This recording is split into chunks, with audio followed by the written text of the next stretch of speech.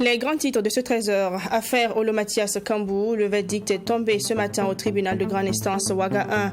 L'activiste du ballet citoyen, reconnu coupable d'outrage à l'autorité publique, a été condamné à 6 mois de prison avec une amende de 300 000 francs CFA, le tout assorti de sursis. Les détails en début de journal. Attaque de Gaskendé, des témoignages de survivants dans ce journal. Échappée belle, des chauffeurs routiers décrivent une violence hors du commun et des conditions de combat des soldats burkinabés. Selon les survivants, le bilan officiel dressé par le gouvernement déchu est bien loin de la réalité. Vous les entendrez vous-même, restez donc avec nous. Et puis, dans la sous-région au Mali, la modèle reproche aux autorités de la transition le non-respect du calendrier d'action décidé avec la CEDEAO. La modèle Mali prend pour exemple le délai dépassé de la mise en place de l'autorité indépendante de gestion des élections. Détail en fin de journal. Merci de choisir ce 13h. Bonjour à toutes et à tous. Le délibéré du procès Olo-Mathias Kambou, alias Kamao, du mouvement Ballet Citoyen, a eu lieu ce matin. L'activiste du Ballet Citoyen est condamné à 6 mois de prison et une amende de 300 000 francs CFA, le tout assorti de sursis. Rappelons que Olo-Mathias Kambou avait été interpellé le 5 septembre dernier, puis déféré à la Marco pour outrage à l'autorité publique. Yassine Sawadou. 6 mois d'emprisonnement avec sursis et 300 000 francs CFA d'amende, c'est le verdict final du procès de Olo-Mathias Kambou à l'issue de l'audience tenue ce 4 octobre 2022. Arrêté le 5 septembre 2022 par la section de recherche de la gendarmerie nationale sans avoir reçu aucune convocation préalable et mis en prison, l'accusé était poursuivi pour outrage à un dépositaire de l'autorité publique. Le verdict n'est pas du goût de Maître Guy Hervé Kam, l'un des avocats de l'accusé. Nous sommes totalement scandalisés par cette décision. Bien entendu, en assortissant la décision de sursis, M. Kambou Olo-Mathias dormira chez lui aujourd'hui. Mais nous disons que la justice a pris le parti de condamner la liberté d'expression qui est pourtant l'élément qui est consubstantiel à la démocratie. Il n'existe pas de démocratie sans liberté d'expression, surtout à l'endroit de ceux qui choisissent volontairement de diriger les affaires de l'État. Pour ses camarades présents à cette audience, ce verdict est en même temps le début d'un combat jusqu'à sa disculpation. Nous sommes mobilisés pour obtenir la libération sans condition, la libération tout court de notre camarade, parce que ce procès sur la liberté d'opinion chez nous, qui se solde donc par cette condamnation, ne nous satisfait pas. Nous, en tant que militants, mais au-delà de tout, en tant que Burkinabés, attachés donc aux valeurs de libre expression et à la liberté d'opinion, nous estimons que ce n'est pas satisfaisant à cette étape-là, parce que notre revendication reste la même. C'est la revendication de la liberté d'opinion dans ce pays. Et même si nous estimons que le verdict a été rendu, nous respectons la décision de la justice et à partir de cet instant-là, c'est une deuxième étape qui s'ouvre. Pour les avocats de la défense, cette affaire n'en restera pas là. Si besoin est, ils promettent être prêts jusqu'à saisir des juridictions internationales. Éducation dans la suite de ce 13h. La rentrée scolaire 2022-2023 est effective depuis hier lundi 3 octobre au Burkina Faso. C'est l'école Goungé Norsé qui a accueilli la cérémonie de lancement présidée par le secrétaire général du ministère en charge de l'éducation nationale. Sur place, les premiers responsables de l'école Goungé Norsé ont présenté les difficultés de l'établissement. Effectif pléthorique dans les classes, insuffisance de fournitures scolaires et de personnel. Les autres détails avec Alexis Nkouni-Belem Naba. La rentrée scolaire est effective ce 3 octobre sur le plan national burkinabé. La délégation du ministère en charge de l'éducation nationale, avec à sa tête son secrétaire général et le gouverneur du centre, ont procédé au lancement officiel de la rentrée des classes dans l'école Goungé Nord C. Au constat du démarrage des cours, tout semble bien se dérouler. L'occasion est donnée au premier responsable du département en charge de l'éducation nationale d'encourager les instituteurs tout en espérant l'atteinte des objectifs. Ce que nous avons vu nous encourage et montre véritablement que les choses ont très bien démarré. Et c'est le lieu en tout cas pour moi de saluer les acteurs de premier plan, que sont les enseignants, que sont également donc les élèves. Que nous puissions cette année avoir une bonne rentrée scolaire et que l'année soit une année scolaire apaisée. Vous n'êtes pas sans savoir que nous traversons une crise sécuritaire immense et que nous avons des milliers d'écoles qui sont fermées. La rentrée est effective sur le plan national, certes, mais certaines difficultés, notamment la forte demande dans certaines classes et l'exécuté des salles, sont à noter. Dans certaines salles, le nombre des élèves sont au-delà de 70. En plus de cela, on a l'enregistrement des élèves déplacés internes. Et autre difficulté aussi que nous constatons, c'est l'insuffisance des fournitures scolaires. Nous avons reçu en fin d'année scolaire 2021-2022 pour la rentrée 2022-2023. Mais ces fournitures sont insuffisantes. Donc nous allons toujours demander le concours des parents d'élèves pour nous aider au cas où il y en aura toujours des besoins. Voilà. Et l'autre difficulté, c'est le personnel. Le personnel, nous avons un doyen qui doit partir à la retraite. Donc, nous avons des collègues qui ne se sentent pas bien. Donc, souvent, la tenue de la classe jusqu'à bout, ce n'est pas du tout aisé pour ces personnes d'un certain âge. Mais dans cette classe du CP2, tout se déroule bien. Institutrices et élèves étaient hâte de se rencontrer après 3 mois de séparation. Comme c'est le CP2, il faut une révision pour pouvoir avancer. Donc les enfants même sont pressés de revoir la maîtresse. Donc on les occupe en faisant lire les leçons passées. L'ambiance est bonne puisqu'on était pressés de les revoir. Et quand on venait pendant la rentrée administrative, certains élèves venaient. Donc on était pressés de rentrer en classe, surtout qu'ils ont des sacs, de nouveaux habits, ils sont contents de rentrer en classe. Pour le moment, aucun bilan sur le nombre de salles de classe qui n'ont pas pu être ouvertes en cette rentrée scolaire dans les zones à fort défi sécuritaire. Mais des dispositions sont prises pour que les élèves déplacés internes puissent retrouver les salles de classe dans leur localité d'accueil, selon le secrétaire général du ministère en charge de l'éducation nationale. L'accompagnement des parents d'élèves, les COGES, les partenaires sont souhaités pour la réussite de cette rentrée scolaire 2022-2023. Retour sur l'attaque de Gaskindé. Comme annoncé en titre, les rescapés sont rentrés à Ouagadougou dimanche dernier. Ils décrivent des événements comme l'expression d'une violence inconcevable. Ces rescapés confient que les soldats burkinabés, avec du matériel dysfonctionnel, ont dû replier à un moment donné. Le bilan officiel, 11 morts, 28 blessés et une cinquantaine de disparus. Ce bilan suscite la colère du côté des survivants qui affirment que l'attaque a fait plus de victimes que les chiffres présentés par les autorités d'alors. Yassine Sawadko. Certains rescapés de l'attaque perpétrée le lundi 26 septembre dernier contre le convoi de ravitaillement de Djibo dans la localité de Gaskindé sont de retour à Ouagadougou. Ceux-ci ont eu la chance, ils ont eu la vie sauve. Ils reviennent de loin, visage visiblement marqué, difficile de contenir l'émotion. Certains portent les séquelles de l'attaque. Il y a eu un car qui est tombé en panne à Namsigui. Donc maintenant, ceux qui étaient derrière et au milieu, ils ont voulu se réfugier là-bas. Il y avait des tirs aussi de ce côté. Donc c'est comme si on était pris en sandwich au milieu. Et les tirs venaient de l'avant et de derrière. L'attaque a commencé à l'avant du convoi. Quand ils ont commencé à tirer, les militaires sont descendus et chacun était prêt.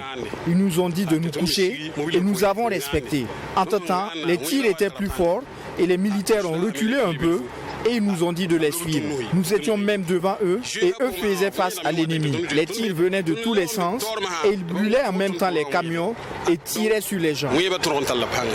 Selon ces témoins, la puissance de feu de l'ennemi était bien au-dessus de la résistance des forces de défense et de sécurité en manque de matériel. Ils ont tiré sur l'avion, l'hélico qui nous accompagnait. Il y a eu au moins 2 tirs sur l'hélico. Si l'hélico ne se retirait pas, ils allaient l'abattre. Nos forces de défense et de sécurité, il y avait certains qui avaient leurs armes qui étaient bloquées, qui ne pouvaient pas tirer. C'est beaucoup même. L'arme même était bloquée. Tout est bloqué. Leurs armes même, ils avaient des armes qui étaient bloquées. C'était vraiment déplorable. Les autorités d'alors avaient établi un bilan de 11 corps de militaires retrouvés, 28 blessés et une cinquantaine de civils portés disparus.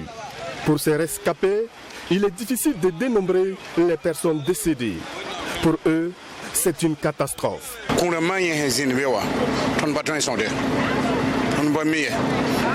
Il y a eu trop de morts, on ne peut même pas les compter, puisque nous-mêmes on se cherchait. C'est Dieu qui nous a sauvés, sinon on n'était pas sûr de revenir. C'est archi faux, ça dépasse ça. Il y a d'autres personnes qui se sont réfugiées, il y avait une rivière vers là-bas. Ils se sont réfugiés dans la rivière là. Là-bas même, ce qu'ils ont tué là, ça vaut 8. Parce qu'ils ont tiré dans l'eau. C'était vraiment catastrophique.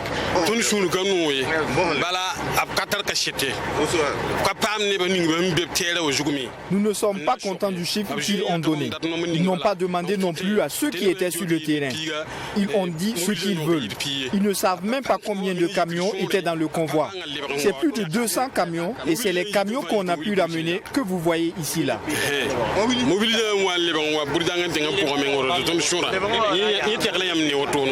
Cette dame qui était dans le convoi avec son mari militaire n'a toujours pas de nouvelles de lui. S'ils peuvent aider les forces de défense et de sécurité, qu'ils le fassent. Si les forces de défense et de sécurité se donnent pour la nation et que c'est de cette façon qu'ils les remercient en les laissant mourir, ce n'est vraiment pas bien. D'autres cadavres sont toujours posés là-bas. Mon seul souci est de retrouver les nouvelles de mon mari.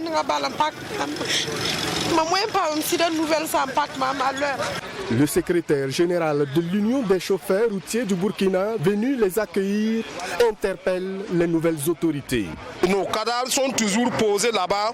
On ne sait pas qui, en tout cas, va s'occuper de ces cadavres-là. Nous demandons aux plus autres autorités de redoubler, de doter des moyens conséquents à ces FDS pour qu'ils puissent quand même nous accompagner. Nous n'avons pas d'autre travail. Nous sommes des chauffeurs routiers. On est appelés à ravitailler le pays, là où que ça soit. Mais si c'est dans ces conditions-là, vraiment, c'est décourageant, c'est déplorable. En rappel, selon un bilan officiel du gouvernement déchu, l'attaque a fait 11 morts, 28 blessés et une cinquantaine de civils portés disparus. Cette énième attaque a secoué la République. Pour ces rescapés, les nouvelles autorités sont bien conscientes de la situation qui prévaut et sont interpellées pour une réponse adéquate. On poursuit ce 13h. Pendant que la CEDEAO est attendue ce mardi à Ouagadougou, une manifestation a eu lieu hier en début d'après-midi et également ce mardi dans la matinée à Ouagadougou. Les manifestants réunis ce matin donc du côté de Ouagadougou ont fait des barricades pour protester contre l'arrivée de la délégation de la CEDEAO. Les manifestants se disent être dans une logique de protection du capitaine Ibrahim Traoré à la tête du coup d'État de ce week-end. La CEDEAO serait dans ses habitudes contre les populations, selon ces manifestants. Et c'est le burkinabé qui était sur place ont expliqué que cela va changer. On les écoute au micro de Fatima Tanikema. Nous sommes d'un point des Nations Unies le 3 octobre. Il y a un tourné, Si nous nous sommes retrouvés ce jour au rond-point des Nations Unies, c'est pour apporter notre soutien au capitaine Ibrahim Traoré. Nous avons espoir qu'il sauvera notre pays. Nous avons aussi appris qu'une délégation de la CEDEAO est en route pour Ouagadougou, chose que nous n'approuvons pas. Moi, j'ai perdu de nombreux membres de ma famille. Beaucoup de Burkinabés sont morts, mais la CEDEAO n'a rien fait pour nous. Depuis que notre pays est plongé dans l'insécurité, ni la CEDEAO, ni l'Union européenne, ni l'ONU n'ont envoyé des militaires pour soutenir nos soldats. ya tontinga hembe crise c'est des opa sodase to songton sodase Union européenne pon sodase songton tinga l'ONU remba il y a même chose. Nous avons constaté que depuis la dernière fois le capitaine Ibrahim Traoré a pris ses responsabilités et chose qui a plu à la jeunesse burkinabé. Voilà, et la CEDEAO a déjà dépêché une mission ici. On ne sait pas ce qu'il y a, mais comme toujours, la CEDEAO n'a jamais été aux côtés de la population.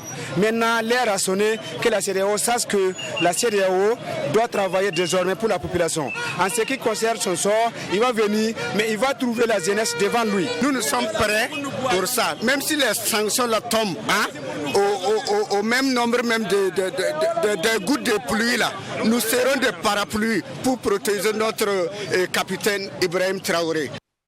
Et puis justement à propos de cette visite de la CEDEAO, le président du mouvement patriotique pour la sauvegarde et la restauration MPSR a apporté des précisions dans un communiqué hier.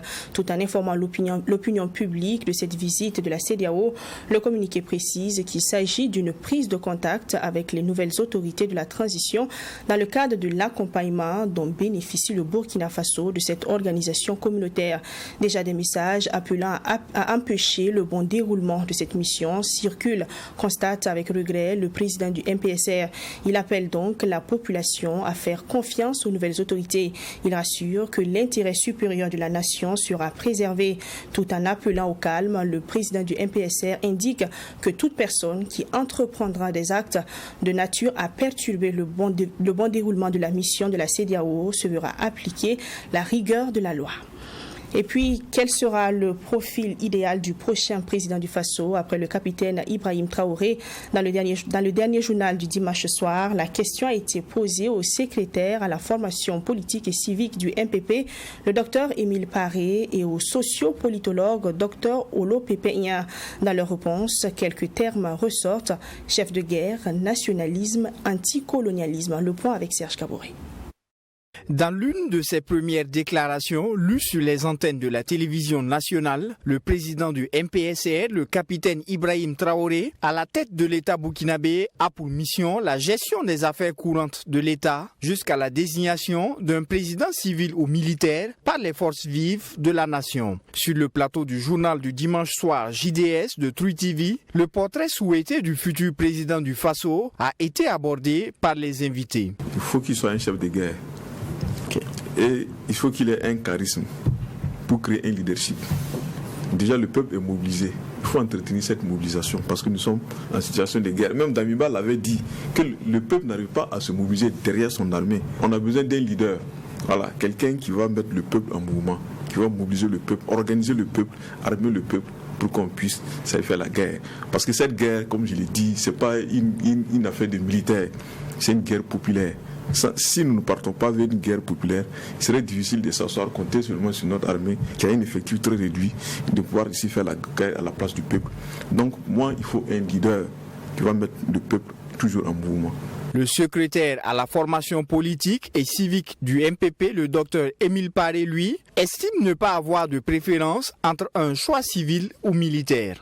Il appelle plutôt à un choix qui prend en compte la ligne révolutionnaire. Le problème de fond, ce n'est pas forcément que ce soit un militaire à la tête de l'État pour que nous réussissions la lutte contre le terrorisme et contre le néocolonialisme rampant, qui est un soubassement de ce terrorisme qu'on ne dit pas. Le profil, il faut qu'il s'inscrive dans une ligne hautement, véritablement nationaliste, patriotique, qu'il soit un patriote et qu'il soit anti-néocolonial.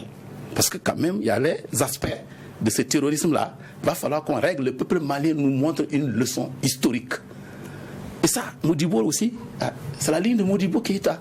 Nous sommes en train de rentrer dans la ligne de Thomas Sankara, la jeunesse là. Mais c'est Thomas Sankara. Rien n'est encore joué selon le docteur Olo Pépéien, qui se montre dubitatif sur la désignation d'un président civil. Rien ne montre qu'à la fin, ça sera un civil qui va revenir. Rien pour le monde ne me permet de le dire. Puisque soit c'est un civil ou un militaire. Donc, les militaires peuvent toujours rester au pouvoir. Et avec, bien sûr, c'est-à-dire en mettant une organisation en place une organisation inclusive qui puisse prendre en compte toutes les forces pour gérer la transition comme ce qu'on a connu en 2014. Toutefois, selon Émile Paré, c'est à la société civile de se battre pour la désignation d'un chef d'État qui sera encadré par des mécanismes de veille. Si la mise en place de ces mécanismes échoue, la nouvelle transition se retrouvera dans la même situation que celle de Damiba, soutient Émile Paré. Comment se portent Ouagadougou et ses habitants au lendemain du coup d'État qui a suscité tant d'inquiétudes et de questionnements durant près de 72 heures? Nous avons fait le déplacement du centre-ville. Les citoyens saluent le changement à la tête de l'État, mais notent aussi des dommages subis avec les événements, notamment la suspension de leurs activités. C'est un reportage de Fatima Tanikema. Il est environ 12 heures à Ouagadougou, au centre-ville, les populations vaquent paisiblement à leurs occupations. Après 72 heures de chômage et de peur, ces acteurs du secteur informel sont ravis de reprendre le travail, même s'ils décrivent les difficultés qu'ils traversent en ce moment. Aujourd'hui, en tout cas, nous arrivons à travailler sans grande difficulté. Le seul obstacle a été la manifestation spontanée qu'il y a eu au rond-point des Nations Unies pour dire non à la France. Ces 3 jours n'étaient pas du tout faciles avec nous, car si nous ne travaillons pas, nous ne pouvons pas manger. Nous prions les autorités actuelles de trouver des solutions idoines aux difficultés actuelles du pays, afin que nous puissions travailler dans la quiétude pour nourrir nos familles et inscrire nos enfants à l'école. Malgré les énormes difficultés qu'ils rencontrent, ces commerçants s'inquiètent d'abord pour les populations vivant dans les zones d'insécurité. Ils saluent à cet effet l'arrivée du capitaine Traoré à la tête du mouvement patriotique pour la sauvegarde de la restauration MPSR. Ils disent fonder leurs espoirs en ce dernier pour sortir le Burkina Faso de ce bourbier sécuritaire.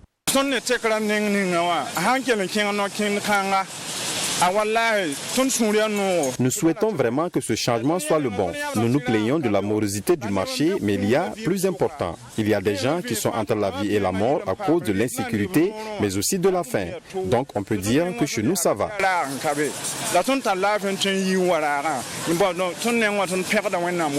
Toutes ces personnes que nous avons croisées ce 3 octobre ne nient pas les conséquences néfastes d'un coup d'État sur le déroulement de leurs différentes activités. Mais ils saluent cette rectification du MPSR. Notons que les travailleurs des ministères situés sur l'avenue de l'Indépendance ont aussi retrouvé le chemin de leur service ce 3 octobre 2022. Vous le savez, du vendredi 30 septembre 2022 jusqu'au dimanche 2 octobre 2022, la situation au Burkina Faso était confuse. Une confusion qui a créé des moments d'inquiétude dans la diaspora burkinabé vivant au Mali, mais aussi chez les Maliens qui ont connu la situation il y a un peu plus d'une année. Avec la médiation des autorités coutumières et religieuses du pays des hommes intègres, une accalmie s'est installée surtout dans la capitale burkinabé. Un ouf de soulagement pour les Maliens et les Burkinabés vivant au Mali. Suivant ce reportage de Bourema Solo. 3 jours durant, la peur s'était installée dans les cœurs des Burkinabés de l'intérieur comme de l'extérieur. La situation était incertaine. Une inquiétude surtout provoquée chez ces Burkinabés du Mali par le risque d'affrontement constaté entre les forces de défense et de sécurité. Suleiman Sawadogo et Lugman Kourouago sont respectivement délégués généraux des Burkinabés de l'extérieur au Mali et président des jeunes Burkinabés du Mali. Nous suivons cet événement avec beaucoup d'intérêt et surtout beaucoup d'inquiétude par rapport à ce qui se passe au pays actuellement. Nous, depuis le Mali, on a constaté les événements avec beaucoup d'inquiétude, vu qu'il y avait une probabilité d'affrontement entre les frères d'armes. Et ça nous inquiétait beaucoup. Et si on dit que ce n'était pas inquiétant, on n'a pas dit la vérité. Même son de cloche chez les Maliens qui suivent avec intérêt l'évolution de la situation au Burkina Faso. Pour ces derniers qui ont déjà vécu la situation similaire au Mali, ce qui se passe au Faso, ça a l'air du déjà vu. Quoi qu'on dise, vraiment moi quand même je regrette, surtout dans un régime démocratique, quand j'entends coup d'État, pour moi vraiment c'est un recul démocratique. Mais cependant, les uns et les autres doivent comprendre aussi que chaque chose a sa fin. Je crois que c'est un vent qui est en train de souffler. Comparativement, quand on essaie de voir, c'est les mêmes que ce qui s'est passé au Mali, quoi. Voilà. Mais seulement pour nous, les colonels sont restés toujours sur la ligne droite en suivant ce qu'ils ont dit, les engagements vis-à-vis du peuple. Au-delà des incompréhensions et la divergence d'opinion, les deux responsables des Burkinabés du Mali appellent tous les Burkinabés à l'union et au sacrifice pour sortir le Faso de l'impasse. Dans tout ce qu'on est en train de faire, politique ou pas politique, c'est parce qu'il y a les Burkina. Et quand il n'y a pas Burkina, tout ce qu'on dit là, on ne pourrait rien faire.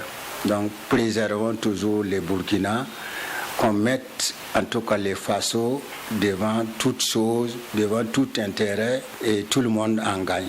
Si j'ai un dernier mot à lancer, c'est appeler les frères, surtout nos FDS, à l'union sacrée. La seule chose qui peut être leur point commun ici, c'est la nation, ça reste la patrie.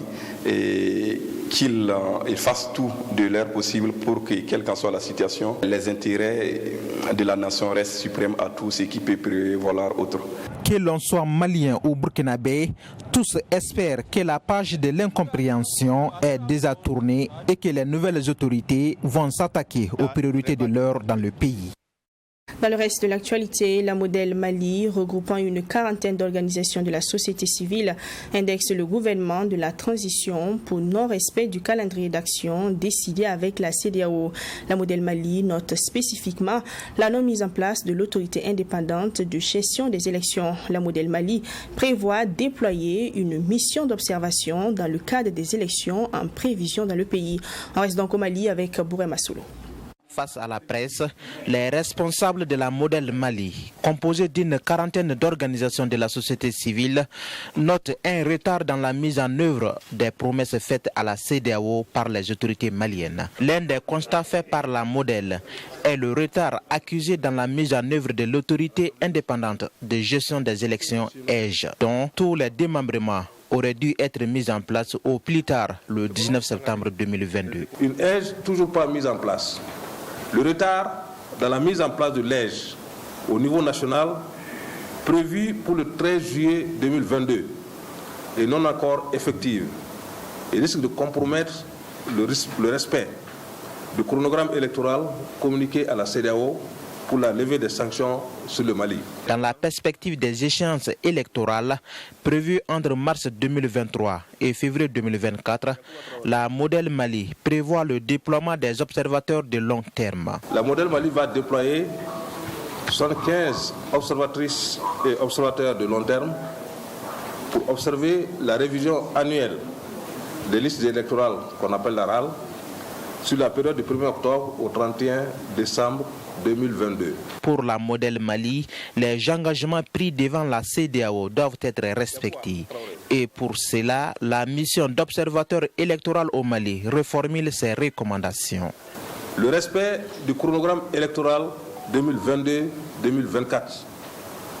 Le respect des dispositions de la loi électorale en ce qui concerne la désignation des représentants des partis politiques et de la société civile au sein du collège de l'autorité indépendante de gestion des élections appelée EGE. La publication dans les meilleurs délais de l'avant-projet de constitution et une large consultation autour de ce texte. Davantage de consensus dans la conduite des différentes réformes envisagées. Rappelons que les représentants des partis politiques et de la société civile à l'EGE ont été tirés au sort. La Modèle Mali a rappelé également que le système de tirage au sort pour désigner les membres du collège de l'EGE ne respecte pas l'article 7 de la loi électorale. Fin de ce journal, merci de l'avoir suivi. On se retrouve demain 7h30 et 13h pour d'autres éditions. D'ici là, portez-vous bien et restez avec nous sur Truth TV.